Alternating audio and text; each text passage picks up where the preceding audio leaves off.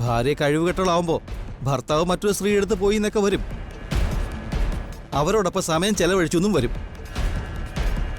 നന്ദൻ അങ്ങനെ പോയെങ്കിൽ അത് അവന്തികയുടെ കഴിവുകേട്. പിന്നെ നീ ഇപ്പം സന്ധ്യയുടെ കാര്യം എടുത്തിട്ടത് മനഃപൂർവ്വമാണെന്ന് എനിക്കറിയാം. ഞാൻ നിന്നോട് ഓരോന്ന് ചോദിക്കാതെ രക്ഷപ്പെടാൻ വേണ്ടി. ഞാൻ ഉറങ്ങുമ്പോഴുള്ള നിന്റെ ഈ ഫോൺ വിളി ഉണ്ടല്ലോ, അത് ഇന്നത്തോടെ നിർത്തിക്കണം. നിന്റെ ഈ ഫോൺ എറിഞ്ഞു പൊട്ടിച്ചെന്നുള്ളൊരു സംഭവം കൂടി എന്റെ തലയിൽ വെച്ച് കെട്ടി തരരുത്. പറഞ്ഞില്ലെന്ന് വേണ്ട.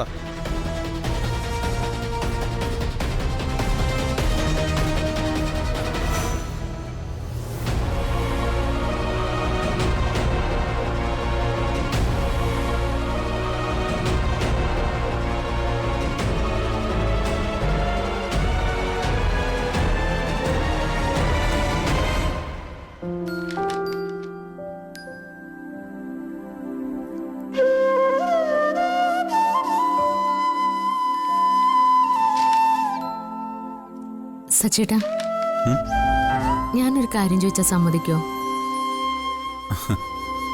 താൻ എന്ത് ചോദിച്ചാലും സമ്മതിക്കില്ലല്ലേ? എന്റെ ജന്മ ഉദ്ദേശം തന്നെ. താൻ ധൈര്യമായിട്ട് ചോദിച്ചു. അല്ലെങ്കിൽ വേണ്ട. ചോദിക്കേ. താൻ അത് ചോദിച്ചിട്ട് വേണം എനിക്ക് വേഗം സമ്മതിക്കാൻ.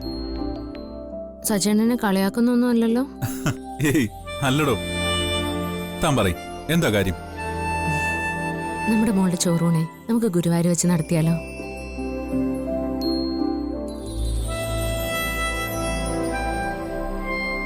എനിക്കറിയായിരുന്നു സച്ചേട്ടന് സമയം കിട്ടാത്തോണ്ട് നടക്കില്ലെന്ന്. ഞാൻ വെറുതെ പറഞ്ഞേ ഉള്ളൂ. സച്ചേട്ടനെ അതിനെക്കുറിച്ച് കൂടുതലൊന്നും ആലോചിക്കണ്ട. ഞാൻ ഇങ്ങനെ ഒരു കാര്യം പറഞ്ഞിട്ടേ ഇല്ലാന്ന് കരുതിയാൽ മതി. എടോ, തനിക്ക് വിഷമായോ? ഇല്ല. എന്നാലേ ഞാൻ ആലോചിച്ച അതിനെപ്പറ്റി ഒന്നുമല്ല. പിന്നെ ഇത്രയും ചെറിയൊരു കാര്യം പറയാൻ വേണ്ടിയിട്ടാണോ താൻ ആദ്യമേ ഒന്ന് സമ്മതിക്കുമെന്നൊക്കെ ചോദിച്ചെന്ന് ഓർത്തിട്ടാ. മോൾക്ക് ചോറ് കൊടുക്കുന്നത് ഗുരുവായൂർ വെച്ച് തന്നെ. എന്താ പോരെ? താൻ പറഞ്ഞതിന് എപ്പോഴെങ്കിലും ഞാൻ നോ പറഞ്ഞിട്ടുണ്ടോ? ഇപ്പോ താൻ പറഞ്ഞത് മോളുടെ കാര്യം കൂടിയല്ലേ. അപ്പോ രണ്ടാമത് ഞാൻ ആലോചിക്ക കൂടിയില്ല.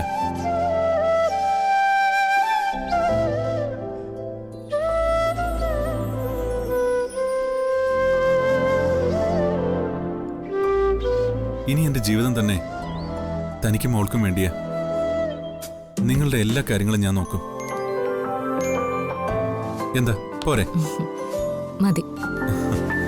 നമ്മൾ ഇനി ജീവിക്കേണ്ടത് ഇവൾക്ക് വേണ്ടിയാ സച്ചേട്ടാ.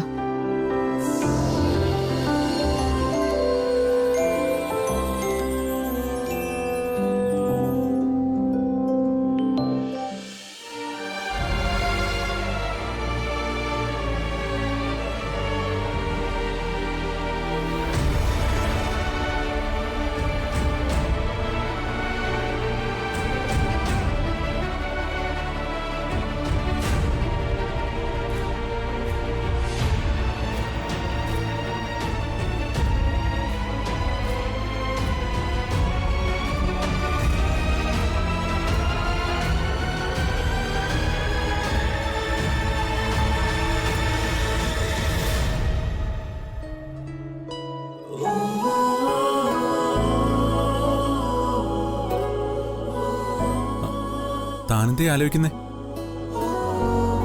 മോളെക്കുറിച്ച് തന്നെ. ഒന്നും അറിയാത്ത ഈ പ്രായത്തില് എന്തെല്ലാം അനുഭവിച്ചു പാവം. തന്റെ കയ്യിൽ കിട്ടിയതോടുകൂടി മോളുടെ ഭാഗ്യം തെളിഞ്ഞു. അത്രയും സ്നേഹിക്കുന്നൊരു അമ്മയല്ലേ അവക്ക് കിട്ടിയിരിക്കുന്നേ. അമ്മമാരുടെ സ്നേഹം തന്നെ ഒരു ഭാഗ്യ. തന്റെ കാര്യത്തിൽ വരുമ്പോ അത് ഇരട്ടി ഭാഗ്യായിരിക്കും. ഭാഗ്യം എനിക്കല്ലേ സച്ചേട്ടാ? അതുകൊണ്ടല്ലേ ഇവളെ എനിക്ക് തന്നെ കിട്ടിയത്. മോളുടെ കാര്യത്തില് അമിതമായിട്ട് സന്തോഷിക്കുന്നതിനൊപ്പം തന്നെ എനിക്ക് നല്ല പേടിയുമുണ്ട്. ഈ സന്തോഷം എന്നും കൂടെ ഉണ്ടാവണം. ഇത് നഷ്ടപ്പെടുത്തരുതെന്ന് എന്റെ പ്രാർത്ഥന. അതെങ്ങനെ നഷ്ടപ്പെടാനാ? ഇതുപോലെ നമ്മൾ അമിതമായി സന്തോഷിച്ച് നിൽക്കുമ്പോൾ ഒരു ദിവസം ശിവരാമേട്ടൻ ഇങ്ങോട്ട് കയറി വന്നാൽ നമ്മൾ എന്ത് ചെയ്യും? മോളെ തിരിച്ചു വേണമെന്ന് ആവശ്യപ്പെട്ടോ? അങ്ങനെ സംഭവിക്കുമെന്ന് എനിക്ക് നല്ല പേടിയുണ്ട് സച്ചേട്ടാ. അയാൾ ഇനി വരാനൊന്നും പോകുന്നില്ലടോ. ഈ കുഞ്ഞിനെ വേണ്ടാത്തോണ്ടല്ലേ തെരുവിൽ ഉപേക്ഷിച്ച് പോയത്.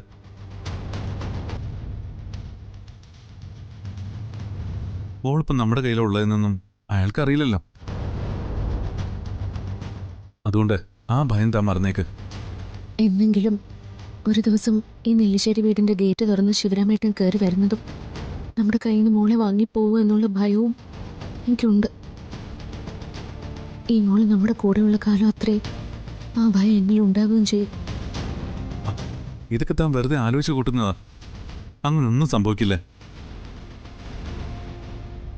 ഇതിപ്പോ നമ്മുടെ മോളാ. താൻ തന്നെ ഇവളുടെ അമ്മ, ഞാൻ അച്ഛന്. എന്നും ഇനി അങ്ങനെ തന്നെ ആയിരിക്കും.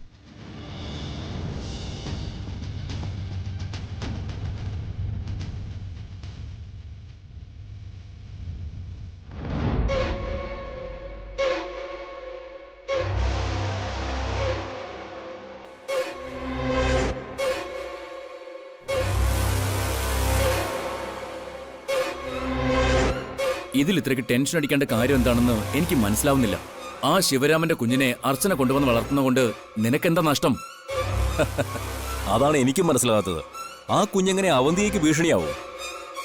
സത്യം എന്താണെന്ന് ഇവരോട് പറയാൻ പറ്റില്ലല്ലോ. ധനുഷും സ്നേഹം തമ്മിലുള്ള ഇപ്പോഴത്തെ ഇരിപ്പുവശം വെച്ച് ആതിരയുടെ കുഞ്ഞാണെന്ന് ധനുഷ് അറിഞ്ഞ ഇവനത് അവളോട് പറയില്ലെന്ന് എന്താ ഉറപ്പ്? അതോടെ ഞാൻ ഇതുവരെ ചെയ്തതെല്ലാം വെറുതെ ആകും. അതോ ഈ കുഞ്ഞിന്റെ കാര്യത്തിൽ മറ്റെന്തെങ്കിലും രഹസ്യമുണ്ടോ?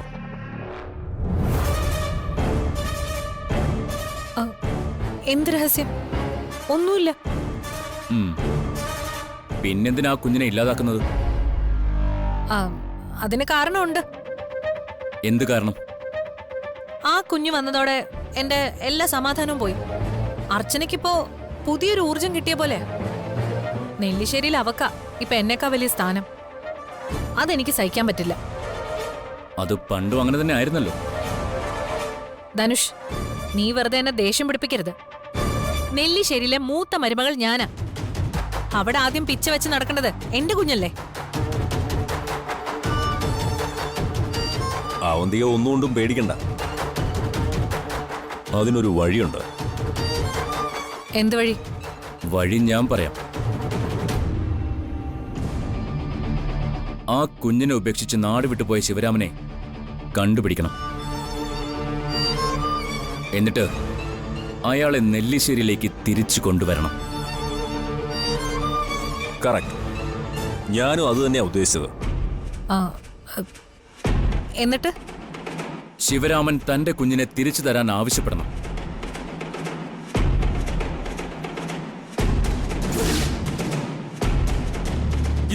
ഇതാണ് എന്റെ കുഞ്ഞ്. അത് പറ്റില്ല. അതൊക്കെ കൂടുതൽ പ്രശ്നമാവും. എന്തു പ്രശ്നം? അർച്ചനയുടെ കയ്യിൽ നിന്ന് അയാൾ ആ കുഞ്ഞിനെ തിരിച്ചു വാങ്ങിച്ചുകൊണ്ട് പോകുന്നതോടുകൂടി എല്ലാ പ്രശ്നവും തീരും. മൂർത്തി, എത്രയും പെട്ടെന്ന് അയാളെ കണ്ടുപിടിക്കണം. അത് വേണ്ടെന്ന് പറഞ്ഞില്ലേ? അതിന് നീ എന്തിനാ എത്രയ്ക്ക് ദേഷ്യപ്പെടുന്നേ? സോറി, ഞാൻ ദേഷ്യപ്പെട്ടതല്ല. എന്റെ ടെൻഷൻ കൊണ്ട് പറഞ്ഞതേ ഉള്ളൂ. ഇനി ശിവരാമന്റെ പിന്നാലെ ഒന്നും പോണ്ട. അല്ലെങ്കിൽ തന്നെ അയാൾ എവിടെ പോയി തരാനാ? പകരം നീ എനിക്ക് ഞാൻ പറയുന്നത് ചെയ്തു തന്നാ മതി. എന്താ, നിനക്ക് പറ്റില്ലേ? എങ്കി പറ, ഞാൻ എന്താ ചെയ്യേണ്ടത്?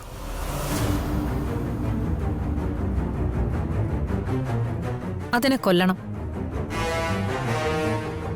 ആ കുഞ്ഞിന്റെ ശവം കണ്ട് അർച്ചന തല തല്ലി കരയണം. അതെനിക്ക് കാണണം. എങ്കിൽ കാത്തിരുന്നോ. അധികം താമസിക്കാതെ അത് സംഭവിച്ചിരിക്കും. മൂർത്തി,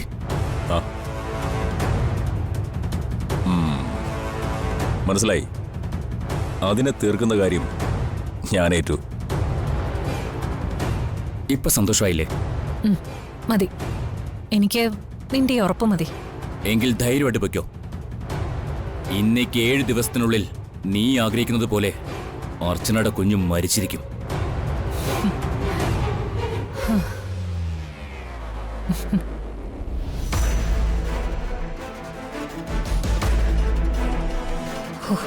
രക്ഷപ്പെട്ടു. ഇനി ആ കുഞ്ഞിന്റെ കാര്യം അവൻ നോക്കിക്കോളും.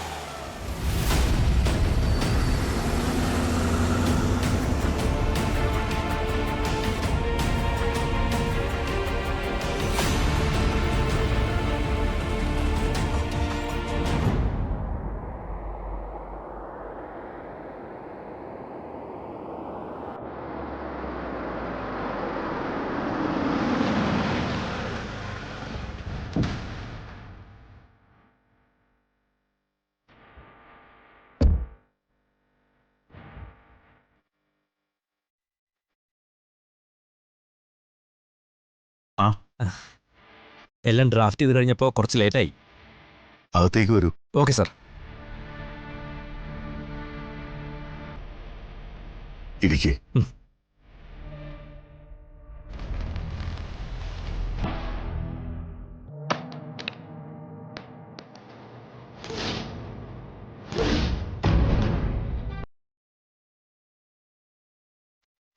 പീരുമേട്ടിലെ തോട്ടവും മൂന്നാറിലെ ഫാം ഹൗസും അർച്ചനയുടെ കുഞ്ഞിന്റെ പേരിലേക്കും പൊന്മൂറിലെ റിസോർട്ടും ചില പ്രോപ്പർട്ടീസും ആതിരയുടെ കുഞ്ഞിന്റെ പേരിലേക്കാണ് ഡ്രാഫ്റ്റ് ചെയ്തിരിക്കുന്നത്. ഇനി ഇതിൽ എന്തെങ്കിലും മാറ്റം വരുത്തണമെങ്കിൽ വായിച്ചു നോക്കിയിട്ട് അതനുസരിച്ച് ചെയ്യാം.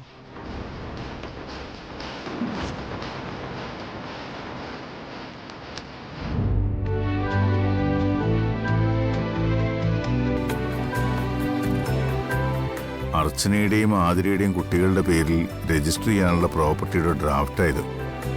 നിങ്ങളൊന്ന് വായിച്ചു നോക്ക്.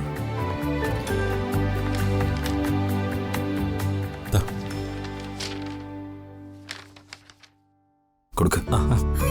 ഇതായിട്ടാ.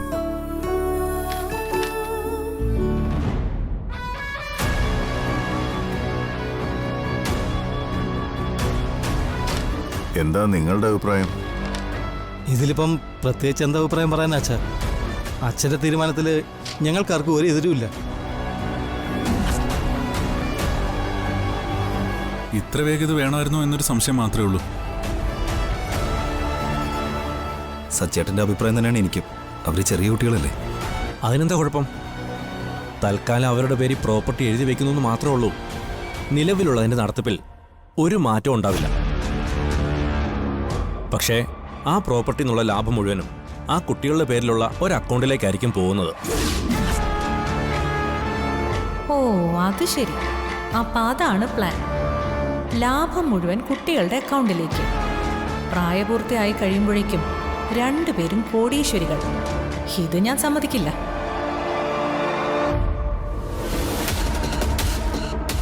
എന്തെങ്കിലും മാറ്റം വേണമെങ്കിൽ നമുക്കിനിയും ചേർക്കാവുന്നേ ഉള്ളൂ. എല്ലാം അച്ഛൻ പറയുന്ന പോലെ ചെയ്താൽ മതി. കൊടുക്കുന്നത് കുറഞ്ഞു പോയോ എന്ന സംശയം മാത്രമേ ഉള്ളൂ എനിക്ക്. രണ്ടുപേരും നമ്മുടെ കുട്ടികളല്ല അച്ഛാ. എത്ര കൊടുത്താലും ഒരു കുഴപ്പമില്ല.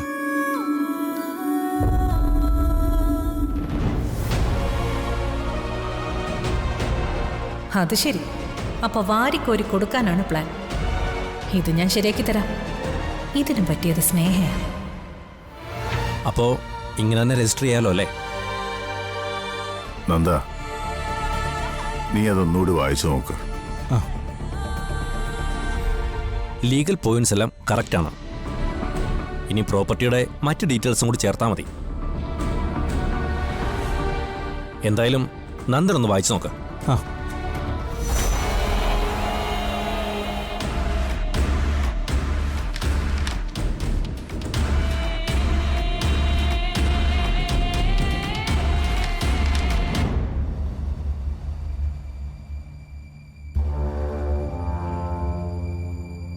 ആ കുഞ്ഞിനെ എങ്ങനെ കിട്ടിയെന്ന് ആർക്കറിയാം? അപ്പോ പ്രസവിക്കാതെ അവർക്കൊരു കുഞ്ഞിനെ കിട്ടിയല്ലേ? ദത്തെടുത്തതാണെങ്കിലും ആ കുഞ്ഞ് നെല്ലിശ്ശേരിയിലാണ് വളരുന്നത്. അത് മറക്കണ്ട. അതിന് നിയമപരമായ അർച്ചന എടുത്ത് ആ കുഞ്ഞിനെ ദത്തെടുത്തിട്ടില്ലല്ലോ. എവിടുന്നോ കിട്ടിയൊരു കുഞ്ഞിനെ വളർത്താൻ വേണ്ടി അവരിങ്ങോട്ട് കൊണ്ടുവന്നു. എത്ര കാലം അവര് വളർത്തുമെന്ന് നമുക്ക് കാത്തിരുന്ന് കാണാം.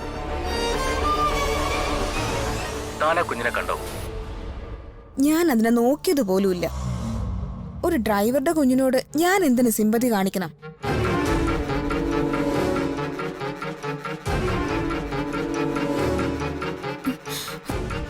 ഞാൻ പിന്നെ വിളിക്കാം.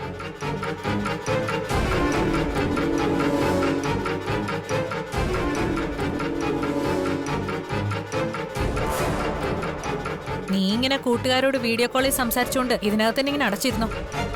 പുറത്ത് നടക്കുന്ന വല്ലതും അറിയുന്നുണ്ടോ? അതിനിപ്പോ പുതുതായിട്ട് എന്താ അറിയാനുള്ളത്? നിന്റെ അച്ഛൻ അഡ്വക്കേറ്റിനെ വിളിച്ചു വരുത്തിയിരിക്കുന്നു. നീ അറിഞ്ഞില്ലേ? നെല്ലിശ്ശേരിയിലെ സ്വത്തിന്റെ വലിയൊരു പങ്ക് ആ ഡ്രൈവറിന്റെ കൊച്ചിന്റെ പേരിൽ എഴുതി കൊടുക്കാൻ പോവാന്ന് നിന്റെ അച്ഛൻ.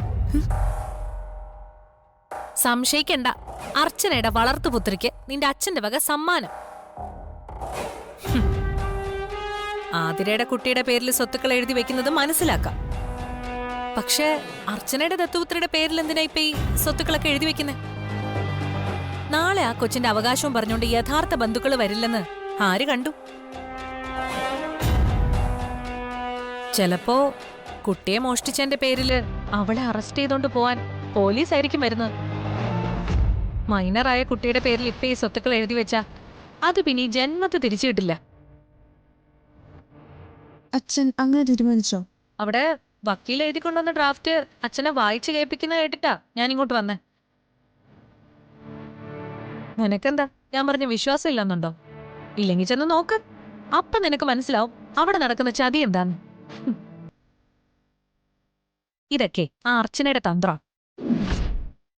അതില് നിന്റെ ഏട്ടന്മാരും വീഴും. ഏട്ടന്മാരൊന്നും സമ്മതിച്ചോ? അവരെല്ലാം സമ്മതിച്ചു. നിന്റെ അച്ഛന്റെ തീരുമാനത്തില് അവർക്ക് എതിർപ്പൊന്നും ഇല്ലാന്ന് 3 പേരും ഒരേ സ്വരത്തിൽ പറഞ്ഞു. എനിക്കതൊന്നും അറിയണം. എന്നേക്കാൾ വലിയ സ്ഥാനം വലിഞ്ഞു കയറി വന്ന ആ കൊച്ചിന് ഈ വീട്ടിലുണ്ടെങ്കിലേ ആ വിശ്വാസം ഞാനങ്ങ് മാറ്റിക്കൊടുത്തോളാം. ആ ഇപ്പൊ നിന്നെ കൊണ്ട് ഇത് തടയാൻ സാധിച്ചാ നിനക്ക് കൊള്ളാം. ആ സ്വത്തുക്കളെല്ലാം കുഞ്ഞിന്റെ പേരിൽ എഴുതി വെച്ച് കഴിഞ്ഞാ പിന്നെ നിന്നെക്കാൾ സ്ഥാനം ഈ വീട്ടിൽ ആ കുഞ്ഞിന് തന്നെ ആയിരിക്കും. വല്ല ഡ്രൈവറും അവന്റെ കുഞ്ഞും നെല്ലിശ്ശേരിയിലെ സ്വത്തുക്കളുടെ അവകാശികളായി അങ്ങ് മാറും. എല്ലാവരുടെയും അവകാശം ഞാനിപ്പോ ശരിയാക്കി കൊടുക്കാം.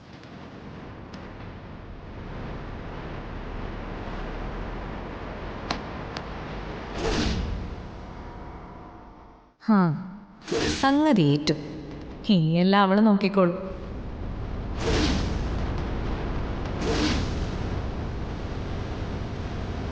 ഇതിലിപ്പോ ഒരു ചേഞ്ചിന്റെ ആവശ്യമില്ല. ഇതിങ്ങനെ തന്നെ രജിസ്റ്റർ ചെയ്യാം.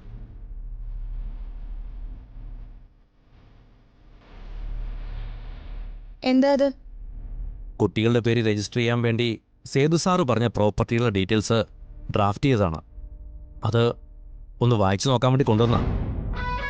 ഞാനൊന്ന് വായിച്ചു നോക്കട്ടെ, എന്നിട്ട് തീരുമാനിക്കാം ഇത് രജിസ്റ്റർ ചെയ്യണോ വേണ്ടയോ എന്ന്.